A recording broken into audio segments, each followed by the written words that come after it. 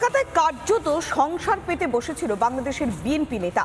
প্রায় 2 বছর ধরে নাম ভারিয়ে হোটেলে বসবাস করা, এমনকি কাজ পর্যন্ত চালিয়ে যাচ্ছিল এই সেলিম মাতব্বর। পুলিশের তদন্তে তার ভুয়ো পাসপোর্ট দেখে এমনই আতঙ্কে হোটেল কর্তৃপক্ষ। কেন হোটেল সত্যতা যাচাই না করে নথির যাচাই না করেছে, এমনটাই বিষয়গুলো যখন সামনে আসছে তখন সরব হয়েছে বিরোধীরা।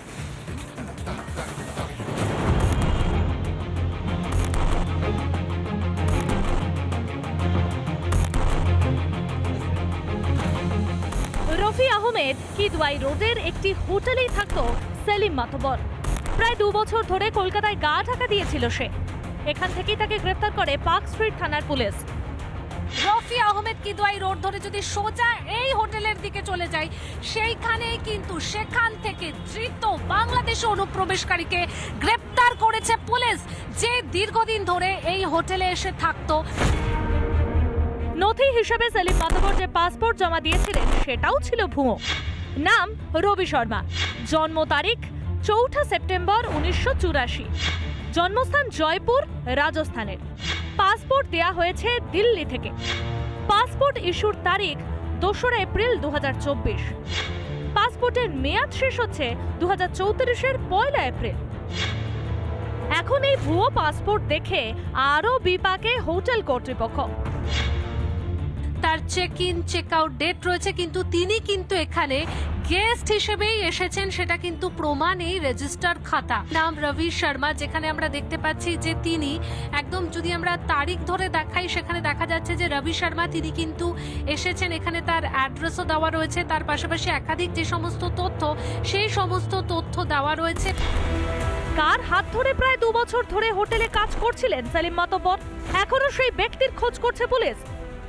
প্রায় 1 বছর থেকে উনি আছে এখানে দেখছিলাম।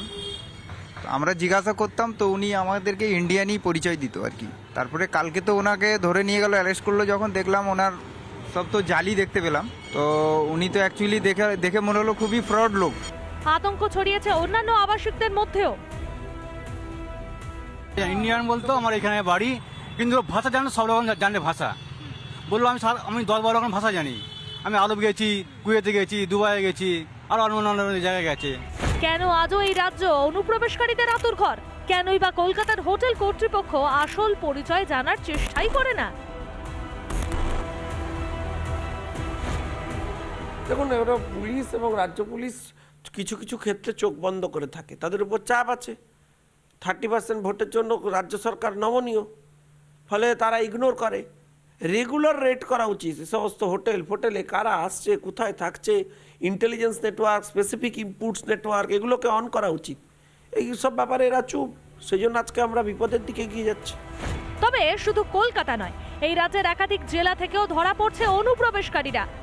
তাহলে কি বাংলাদেশের অস্থির পরিস্থিতির সুযোগে এপারে ঢোকানো হচ্ছে অনুপ্রবেশকারীদের? পাইলকুণ্ডু রিপোর্ট, রিপাবলিক বাংলা। প্রায় 2 বছর ধরে কলকাতায় নিশ্চিন্তে থাকার পর পুলিশের জালে ধরা পড়ল বাংলাদেশের অনুপ্রবেশকারী রফি আহমেদ। কিদওয়াই রোডের একটি হোটেল থেকে তাকে গ্রেফতার করেছে পার্ক স্ট্রিট থানার পুলিশ। নাম ভারিয়ে জাল নথিপত্র জমা দিয়ে কলকাতায় বসবাস করছিল বাংলাদেশের বিএনপি সদস্য। তুমি কি বিএনপি করতে না করো? বিএনপি করো? আপনি কবে থেকে এসেছিলেন এখানে? 2023। কবে থেকে? 2023 থেকে। কোথায় ছিলেন এসে প্রথমে? কোথায় ছিলেন প্রথমে এসে? কোন সীমান্ত কোথায় ছিলেন এসে প্রথমে?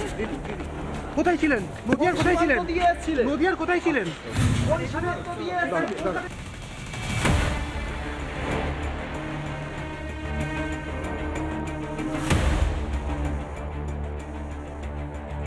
হাড় হিম করা ঘটনা। একবার ভেবে দেখুন, খাস কলকাতায় 2 বছর ধরে লুকিয়ে বাংলাদেশের এক বিএনপি সদস্য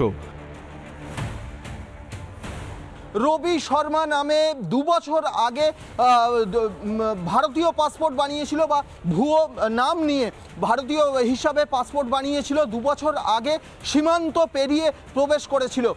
তদন্তে পুলিশ জানতে পেরেছে রফি আহমেদ কিদওয়াই রোডের একটি হোটেলে মাত্র 200 টাকা ভাড়া দিয়ে থাকতো এই সেলিম মাতব্বর। বাংলাদেশের মাদারীপুর জেলার বাসিন্দা এবং বিএনপি কর্মী সেলিম ভারতে এসেছিল 2023 সালে।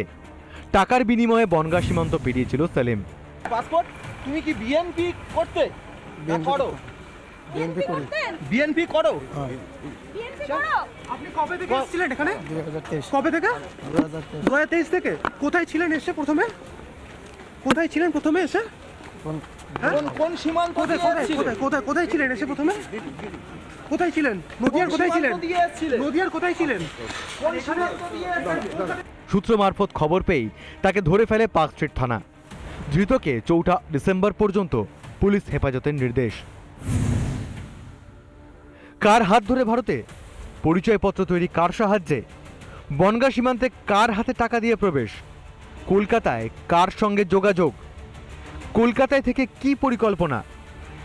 2 বছর ধরে কলকাতায় বসবাস, তাহলে এতদিন কেন তাকে ছেড়ে রাখলো পুলিশ?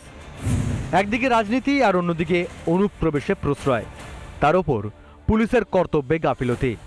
এসবের মাঝে পড়ে আজ সত্যিই বিপন্ন বাংলা। ভিডিও জার্নালিস্ট পিনাকি নন্দীর সঙ্গে সৈকত, রিপাবলিক বাংলা, কলকাতা।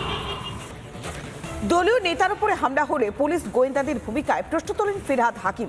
আর শহরের মধ্যে 2 বছর ধরে বাংলাদেশি, তাও আবার বিএনপি নেতা বসে থাকলো, তা জানতেই পারলেন না মেয়র। উল্টে অনুপ্রবেশের জন্য কেন্দ্রীয় সরকারের ঘাড়েই দায় চাপালে তৃণমূল।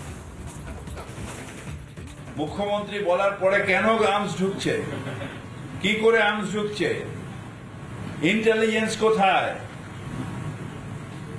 নেটওয়ার্ক কোথায়?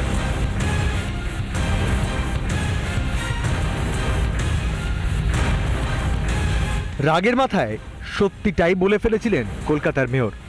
সত্যিই তো, একজন বাংলাদেশের বিএনপি নেতা নাম ভাড়িয়ে 2 বছর ধরে কলকাতায় নিশ্চিন্তে বসে থাকলো, পুলিশ বা গোয়েন্দা কেউই জানতে পারলো না। শনিবার ধরা পড়ার পর অবশ্য আগের মেজাজ ছিল না কলকাতার মেয়রের, বরং খানিক আমতা আমতা করেই নিজের অজ্ঞতা প্রকাশ করলেন তিনি। কারণ এটা আমার জানা নেই। এটা পুলিশ দেখছে, এটা তো আমার কর্পোরেশনের কেস না।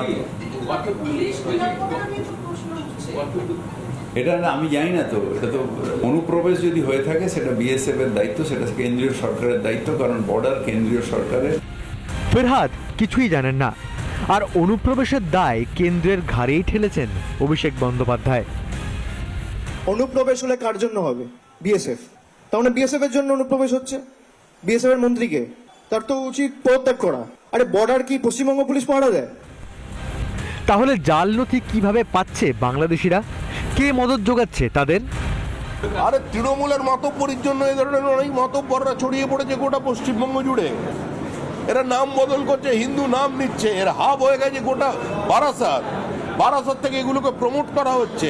বিভিন্ন ধরনের ভোটের কাজে কখনো জালি ভোটার কার্ড ব্যবহার করা হতো, এখন Aadhaar card, PAN card, ration card তৈরি করা হচ্ছে। অনুপ্রবেশ নিয়ে রাজনৈতিক তরজার শেষ নেই। একদিকে বিএসএফকে কথায় কথায় গালবন্ধ করছে রাজ্য সরকার, অন্যদিকে বিএসএফ এর এখতিয়ার বৃদ্ধি হলেও গোঁসা গুলশির কলোনিতে অনুপ্রবেশকারীদের ডেরা হলো কিভাবে? ঘুরে ফিরে সেই ফিরাদের কথাই উঠে আসছে। মুখ্যমন্ত্রী বলার পরে কেন আর্মস ঢুকছে, কি করে আর্মস ঢুকছে, ইন্টেলিজেন্স কোথায়, নেটওয়ার্ক কোথায়? এত বাইরের ক্রিমিনাল আসছে কি করে? Where is the network? Republic Bangla. নানা ধরনের কন্টেন্ট দেখার জন্য লাইক করুন, শেয়ার করুন আমাদের ফেসবুক পেজ, সাবস্ক্রাইব করুন আমাদের ইউটিউব চ্যানেল। পাশাপাশি অন্যান্য ব্রেকিং নিউজের জন্য অবশ্যই চোখ রাখুন রিপাবলিক বাংলায়।